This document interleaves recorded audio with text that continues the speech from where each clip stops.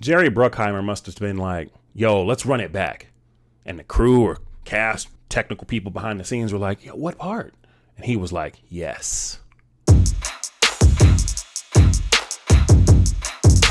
Welcome to the Nonsense Nexus. We're doing a quick Flicks and Giggles review of F1 or F1 the movie, depending on when in the promotional calendar you jumped in on this movie. I noticed they've kind of changed what they're calling it.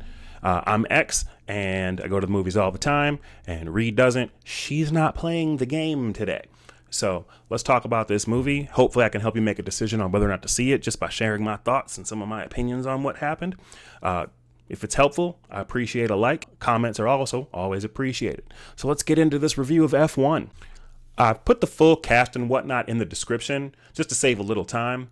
But overall, if he's in the scene, Brad Pitt's carrying big movie star energy. My man's out here showing up. I'm believing every single bit of it. This is not difficult for him, but aside from him, I think a solid cast. I think everybody really did show up to work and emoted and pulled their characters out.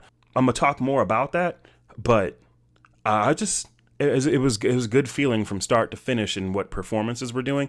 It's not like that movie Heads of State. It's streaming. The bad guy just doesn't. I mean, he does the stuff, but this dude just I think he's trying to fight being typecast in that movie. That's a different movie altogether. But he just doesn't seem bad-ish. He seems like nice-faced bad guys. What? All right. So what happens in the movie? Ruben character, Ruben played by Javier Bardem.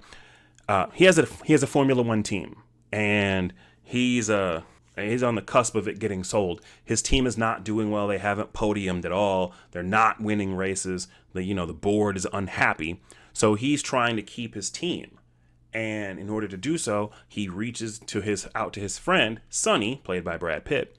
And Sonny's a driver. And so he knows Sonny's got some heat for these tracks. And he's like, man, can I get you to come back? Get you come back to Formula One. He's been in the game. He's been kind of like the guy who flew real close to the sun but got burned, and he left. So he's getting to come back and help me win some races, help me save my team, basically, because they have wanted this. This has been their life. They've wanted to do this for a long time. So as they've wanted this since they were young together, both Formula One racers, Sonny's got to, in effect, take lead of this team, give them some guidance, stitch this together, weave that together, and help him with strategy. That's one thing I'm most impressed with by what he does. And literally kind of get them across the finish line, help them place, save the team by winning some races to keep Ruben's dream from being sold. That's basically it. A large part of that weaving the team together to help win the races is, there's more than one driver on a team. So Sonny's one driver, but there's a young talent on, the team is Apex Racing's name of the team. And this is Joshua Pierce. Joshua Pierce is played by Damson Idris. And Damson, good Lord, I got to get that together. But he's good. Make no mistake. The kid can drive, but he's young. He hasn't figured all the nuance out, but he's willing to learn and he's trying. But this is going to obviously cause some friction when Sonny shows up, because Joshua Pierce you see it in all the trailers for it. The friction is built in. And literally none of this is surprising in the slightest bit if you've seen a racing movie before with two different generations of drivers. I mean, readily, I've heard Sly Stallone's Driven get thrown around. I was thinking about Rush with Chris Hemsworth, and I'm even reaching back to Days of Thunder, but that's not Formula One, so we don't want to talk about that. So I pretty much think there's 5 main characters to pay attention to, and ultimately 4 of them you're going to be rooting for in this movie, which really feels good as being part of the audience. You really do end up rooting for all 4 of these guys. So the first one, like I said, is Ruben. This is Javier Bardem, like I said. He's like the unjaded, unsullied Sonny. He still has the dream, the Formula One dreams he's had when they were younger. So he really cares about his team. He really believes in it and wants it to do well. And he's willing to try some crazy stuff to get it to happen because that's what you would do for something you genuinely love. This is a good dude. Ruben is a solid dude. True friend to Ruben, Sonny. Sonny Hayes, Brad Pitt's character. Like I said, Sonny's a driver. This is the man that quite seriously is going to live or die behind the steering wheel. He's going to ride in the car. This is what this man's for. This is what he's about. And he's not like this burnt out creature. He's still very sharp, highly talented, and is that character that you've seen in a lot of other driving movies, that it doesn't matter if it's a pickup truck, a dirt bike, a dune buggy, a Formula One spaceship thing on the ground, a NASCAR, this man can drive it. He is a driver, but he's pretty much lost everything except for that one supremely important piece that it comes up in the movie. I don't want to spoil it humongously, but I like this about him because he's singularly focused on something that is deeply, deeply important and is kind of character defining. Joshua, the young one, Damson's character, Damson Idris, he's got a lot to lose being, he's made the team. He's living the dream like millions, dozens of millions of children want to be Formula One racers. It's a hugely popular thing, and he got to do it. He's doing it now. But if this team gets sold, what happens to him? The harshness of that is really putting him in he's kind of almost in a panicking state. He's got a manager trying to tell him what to do, but you're not guaranteed to get another shot when you get your first shot in the first place. So he's wrestling with that, and that's why you end up rooting for him, because I don't want this dude to lose his dream. He's not a bad dude either. And last but not least is Kate McKenna. She's the lead engineer, technician, designer of the actual car, and she's played by Kerry Condon. She's impressive because she's genuinely good at what she does, but she's a woman in a predominantly man-led field, so it's like everything she does, she has to prove herself. But this movie does the right thing. It doesn't beat you over the head with that weird gender roles agenda. It addresses it, it shows it, and it does it in a very tasteful way that doesn't overstay its welcome or leave a bad taste in your mouth. It's balanced like crazy good. So I like that.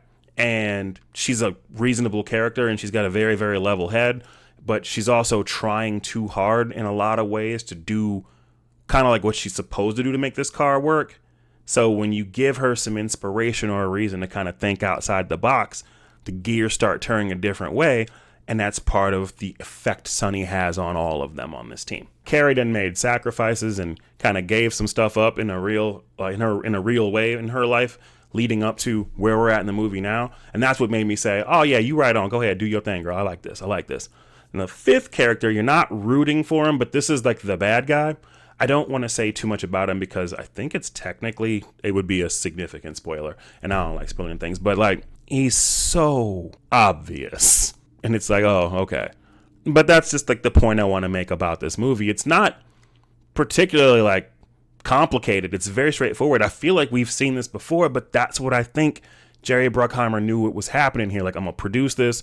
We're going to make this. The director, Joe Kosinski from Top Gun Maverick, directed this. It's very, very well put together. It's very, very clearly visioned. I see the whole idea going through it. It's classically done. We don't see these movies like this enough nowadays because there's always trying to jam some kind of message or agenda or social politics in your movies that's less entertaining. I got to see that every day on YouTube, on TikTok, on Instagram. Please don't shove it down my throat in the feature film to make. I get those for free. Well, not YouTube, but I get those for free. So why am I paying for it in a movie? Leave that out the movies is what I'm saying. Now, without the presence of a real overbearing villain, I don't think it even needs a villain, honestly.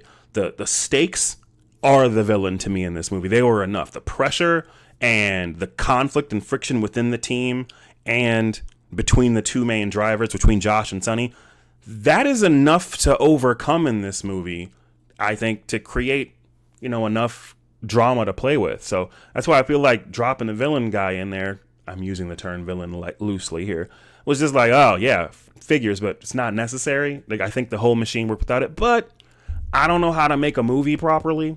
So I'm not going to say it was a bad thing. I'm just saying it was just ground effects and ghost flames on a car. Okay, you've done that, and that can look extremely cool. So Sonny and Joshua are gonna act exactly as you would expect by the trailers.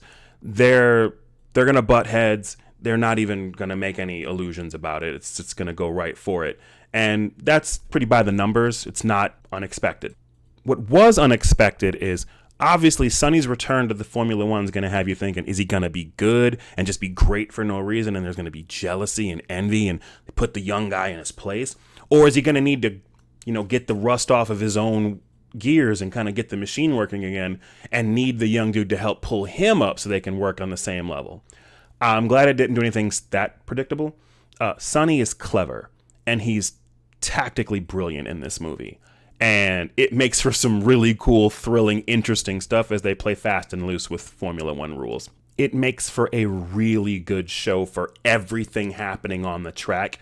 Its audience is sitting up, perked up. No one's looking sleepy in this theater when I saw it. It's engaging, and that's wonderful, worth the price of admission. I do want to say, I started to mention this before, I didn't get to see it in IMAX initially, and I should have. Obviously, because it's shot entirely for IMAX, so it's cut. Portions of the screen, top, bottom, and sides were just cut off. I saw it in Dolby Atmos, so it sounded great, but still looked nice, but I didn't get to see the whole picture. Not like I didn't miss, I didn't see who came in second. No, I can see all the cars. But there are shots that it's like, this would have been more impressive in IMAX, and the whole thing was like that. So I do actually recommend this to be seen in IMAX. Wholeheartedly. I walk out the theater extremely happy to have seen it. This movie was good. This was straight up good, better than expected, refreshing in a lot of ways. It was like I knew everything that was going to happen for real. There was no surprises. I shouldn't say no surprises. There's like one or two small surprises, but nothing like, I didn't see that coming at all. That wasn't in the script. No, it was strongly rooted in things that have come before it that work like this. There's tons of pattern recognition. That's what I'm trying to say. It's like one of those old, 2:00 in the morning. Now that's what I call music, body and soul music collections used to sell on infomercials. It's 20 years ago. It's like one of those, I guess it was 30 years ago. Man, time flieth. Every single song on it, but they jam. That's why they put them on there. That's what this movie is. Every beat it's gonna touch on. And it still hits. This movie is like apple pie. Basic, simple ingredients put together into a delicious flavor symphony. Apple pie's a banger. It's a classic. It may not be your favorite, but you don't go, oh God, I hate that. You don't do that to apple pie. It's good. Apple pie jams. This movie rocks. Go see it. Straight up. It is worth it in theaters. It's worth it in IMAX.